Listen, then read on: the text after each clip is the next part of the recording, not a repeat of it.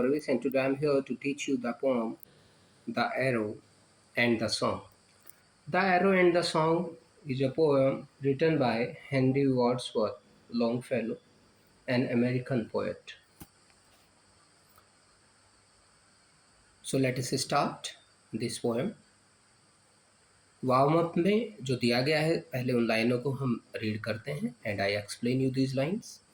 Sticks and stones may break my bones, but words can also hurt me. Stones and sticks break only skin, while words are ghosts that haunt me. Ruby Redford ने इन लाइनों को लिखा है और इसमें क्या बताया है कि स्टिक्स एंड स्टोन्स में ब्रेक माई बोन्स, की स्टिक और स्टोन हड्डियों को, बोन्स को तोड़ सकते हैं. But words can also hurt me, लेकिन वर्ड्स भी घायल कर सकते हैं. जो स्टोन है, स्टिक है, वो तो तोड़ ही सकते हैं, लेकिन उसको वर्ड्स भी घायल कर सकते हैं. Stones and sticks break only skin. और क्या बता रहे हैं कि जो स्टोन एंड स्टिक्स हैं वो खाली स्किन को ब्रेक कर सकते हैं, यानी कि हमारी जो बॉडी है उसको डैमेज कर सकता है. While words are ghosts that haunt me, जबकि जो वर्ड हैं वो इतने ताकतवर हैं कि वो ghost, like a ghost they are, that haunt me. Haunt यानी कि डराते हैं, वो बार बार डराते रहते हैं, जीवन पर्यंत हो सकता है वो डराते रहें. तो यानी कि जो चोट होती है स्टोन से, स्टिक से, वो तो कुछ टाइम के लिए होती है, वो बाद में हील हो जाती है, लेकिन जो वर्ड्स के द्वारा दी गई चोट होती है वो हमेशा के लिए बनी रहती है. अब पोम को स्टार्ट करते हैं. I shot an arrow into the air, it fell to earth, I knew not where. जो पोएट है वो कह रहे हैं I shot an arrow into the arrow, यानी कि हार्श वर्ड से यहाँ पर मतलब है कि जो हार्श वर्ड हैं, कठोर शब्द हैं, उनसे यहाँ एरो से मतलब पोएट ले रहे हैं. और जैसे एरो को जब चलाते हैं, उसको शूट करते हैं, तो क्या बोला उन्होंने कि I shot an arrow into the air, कि मैंने एक एरो शूट किया. It fell to earth, I knew not where, और ये कहीं पर जाकर गिरा अर्थ पर, लेकिन मुझे मालूम नहीं था कि कहाँ गिरा. For so swiftly it flu, the site could not follow it in its flight. क्योंकि ये इतना यू नो वेरी वेल कि जो एरो की जो स्पीड होती है बड़ी तेज़ होती है, बड़ी फास्ट होती है, और इतने स्विफ्टली ये गया कि जो साइट थी, यानी कि आई साइट, आँखें उसको देख नहीं पाई. उसकी जो फ्लाइट थी, उसका जो जर्नी थी, उसको वो नहीं देख पाई.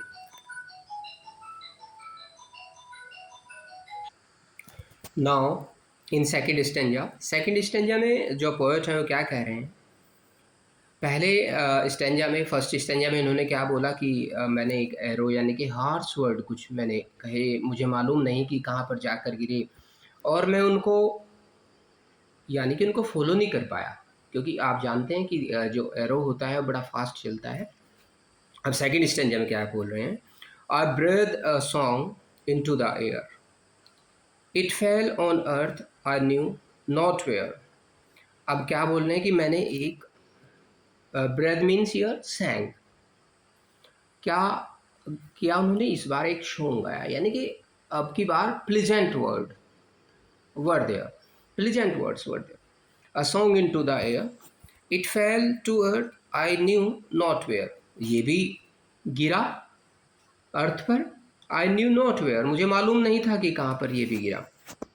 Four, who has site so कीन and strong that it can follow the flight of song. और क्या कह रहे हैं कि अभी उन्होंने फर्स्ट स्टैंजा में बोला था कि उसकी जो फ्लाइट होती है एरो की, उसको फॉलो नहीं किया जा सकता, लेकिन यहाँ पर क्या बताया कि जिसकी जो साइट होती है वो बड़ी कीन एंड स्ट्रॉन्ग होती है, उत्सुकता वाली होती है, स्ट्रॉन्गनेस उसके अंदर होती है, that it can follow the flight of song, वो उस सॉन्ग की फ्लाइट को फॉलो कर सकता है. जो वो प्लेजेंट वर्ड होते हैं उनकी फीलिंग्स को अंडरस्टैंड कर सकता है, उसको समझ सकता है वो।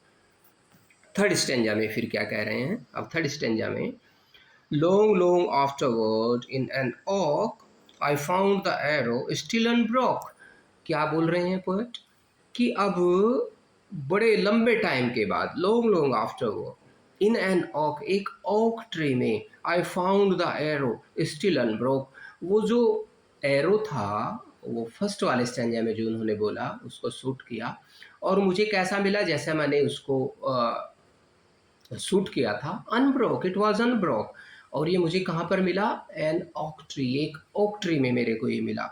And the song from beginning to end, और क्या बोल रहे हैं, और वो मेरा जो सॉन्ग था वो भी beginning to end, I found again in the heart of a friend.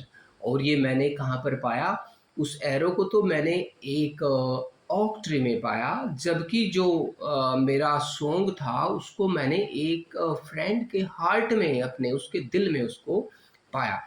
तो यानी कि जो पोएट हैं वो कहना चाह रहे हैं कि जो प्लेजेंट वर्ड होते हैं उसको लोग दिलों में, अपने दिलों में बसा करके रखते हैं और वो लॉन्ग टाइम तक रह सकते हैं। और इससे मैसेज जो देना चाह रहे हैं पोएट, वो ये मैसेज दे रहे हैं कि हमें प्लेजेंट वर्ड यूज़ करने हैं, न कि हार्श वर्ड।